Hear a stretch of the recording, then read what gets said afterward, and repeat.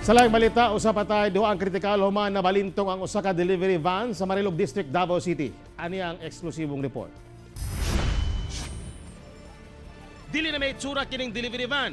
Human madisgrasya sa Davao Bukidnon Road sa may sitio Lanitom, Barangay Malamba, Marilog District, Davao City. Sa kakusog sa impact, nabungkag ang van ug mga karga niining lain-laing produkto. Patay ang driver nga ilang si Alvin Pabayo. Samtang kritikal ang duha niya kapahinanteng, sila si Calo Makahilos o Grodel Libaynon. Silang tanan, pulos taga Cagayan de Oro City. Sumala sa nakasaksi, kusog ang dagan sa van ug nawan-an og kontrol sa pakurbadang bahin sa karsada.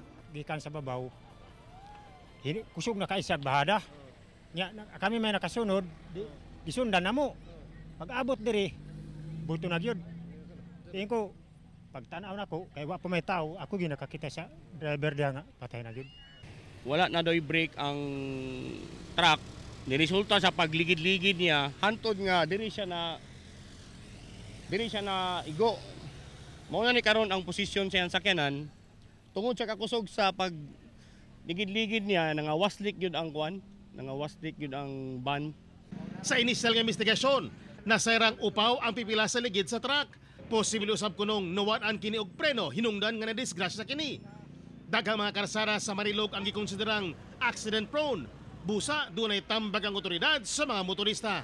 I-check gyud dapat ang ilang sakyanan bag-o sila mo biyahe paingon diri kay dapat i-secure nila ilang brake, kondisyon ang ilang makina, kondisyon ang sakyanan. Unya kinanglan sakto po sila pahulay bag-o sila mo biyahe kay kasagaran man gud diri nay makatulog.